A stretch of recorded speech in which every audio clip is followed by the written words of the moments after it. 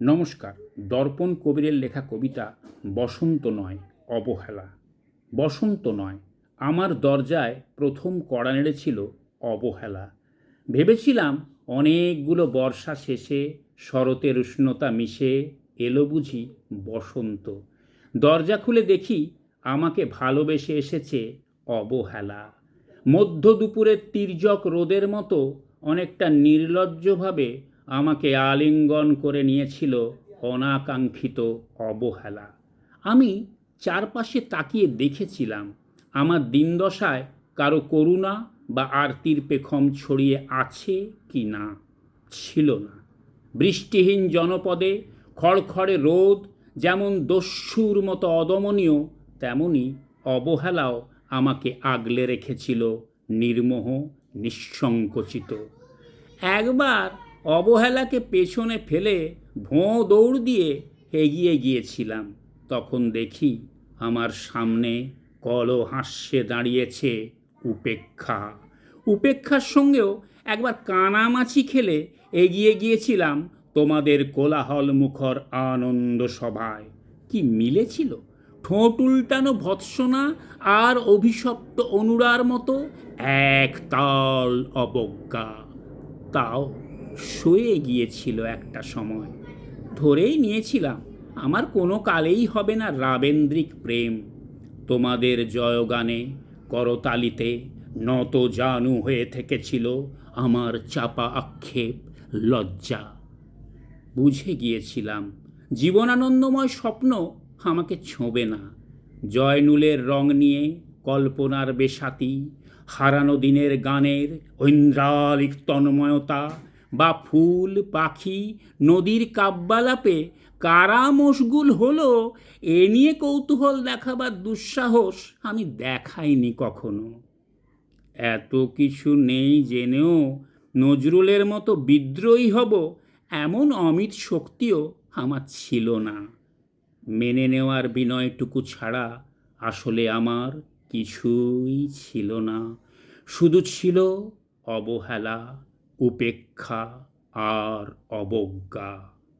হ্যাঁ, একবার তুমি বা তোমরা যেন দয়া করে বাঁকা চোখে তাকিয়েছিলে আমার দিকে।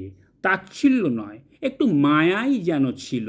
হতে পারে কাঁপা আবেগ মিশ্রিত ছিল তোমার দৃষ্টিতে।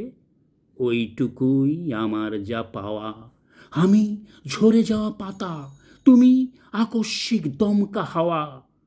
তারপরেও অবহেলার চাদর ছাড়িয়ে, উপেক্ষার দেওয়াল ডিঙিয়ে, অবজ্ঞার লাল দাগ মুছে জীবনের কোনো সীমারেখা ভাঙতে পারিনি আমি। এ কথা জানে শুধু অন্তর্যামী। অনেক স্বপ্নপ্রবণ হয়ে একবার ভেবেছিলাম অবহেলা তুষারপাতের মুখচ্ছবি, উপেক্ষা কাঁচের দেওয়াল, অবজ্ঞা কুচকুচে অন্ধকার, এর কিছুই থাকবে না একটি বসন্তের ফুৎকারে। একটি ঝলমলে পোশাক গায়ে চড়িয়ে হাতের মুঠোয় বসন্ত নিয়ে একটি সন্ধ্যাকে উজ্জ্বল করে নেব, এমন ভাবাবেগও ছিল আকাশের কার্নিশে লেপ্টে থাকা পেঁজা মেঘের মতো। সেই মেঘ কখনো বৃষ্টি হয়ে নামেনি।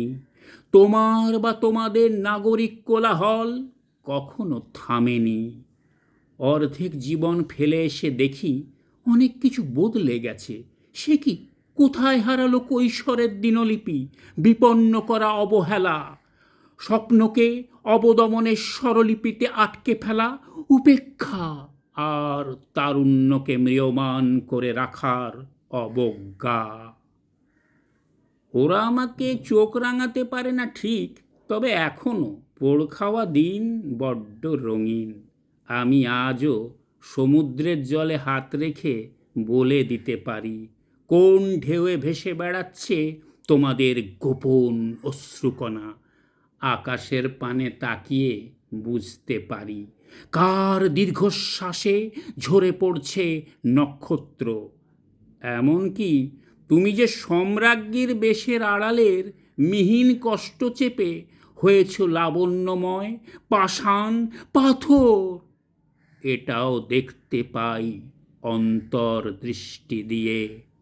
আমি জানি দীর্ঘশ্বাসে ভরা এই আখ্যান যদি পেত কবিতার রূপ, সেই অবহেলা হতো বসন্ত স্বরূপ। নমস্কার।